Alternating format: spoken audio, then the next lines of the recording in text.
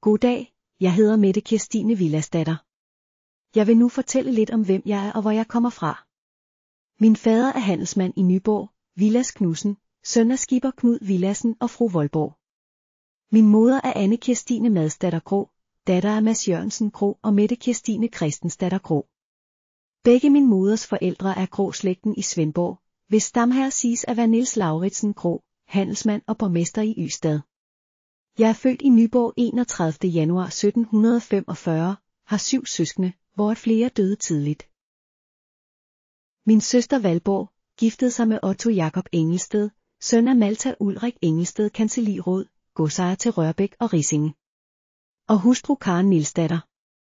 En anden af mine søstre, Dorthea Katrine, blev viet til Christian Ditlev Lund, til Knabstrup Hovedgård og til Dorthea Lyst, der ligesom jeg selv og min egen ægtemand, kom fra en handelsfamilie i Nyborg.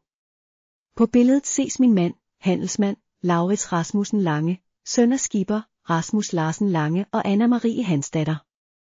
Vi blev gift med 16. september 1768.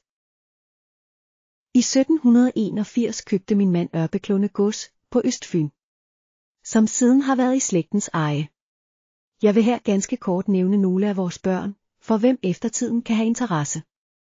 Anna Kirstine blev gift med sognepræst Otto Vestengård, søn af Jens Eriksen Vestengård og Johanna Maria Jakobsdatter Fogsche. Valborg Caroline Dorothea blev gift med Conrad Wilhelm Langsted, søn af Christian Hansen Langsted og Anne Margrethe Werner. Anna Marie blev gift med Frans Jokum Let, til Ålykkegaard, søn af Morten Let, også kendt som Morten Let Fogh og Martha Lauridsdatter Schurman. Villads Knudsen Lange blev sognepræst i Ørbæk, gift med Elisabeth Cecilia Mosin, datter af Bertel Jørgen Mosin og Pauline Gissing. Rasmus Lauritsen Lange, der ses på billedet, giftede sig med Sofie Frederikke Let, datter af Frans Jokum Let, til Ålykkegaard og Anne Katrine Møller. Desværre døde Rasmus' hustru, Sofie Frederikke, kun 22 år gammel, i forbindelse med fødslen af deres datter Frederikke Sofie. Senere ægtede vores søn Rasmus, Laurence Lindegård, en datter af Salomon Lindegård og Johanne Marie Lindegård, født Kolding, ejer af nabogodset Lykkesholm. Rasmus blev uddannet jurist, krigsassessor senere justitsråd, medejer af Rosenfeldt gods ved Vordingborg, sammen med Frederik Ludvig Hastrup.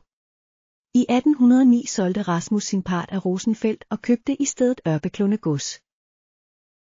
Jeg døde sidste dag i februar 1816, 71 år gammel, og ligger begravet på Ørbæk Kirkegård, sammen med min mand, ved siden af flere af vores efterkommere. Tak fordi du ville lytte til min fortælling.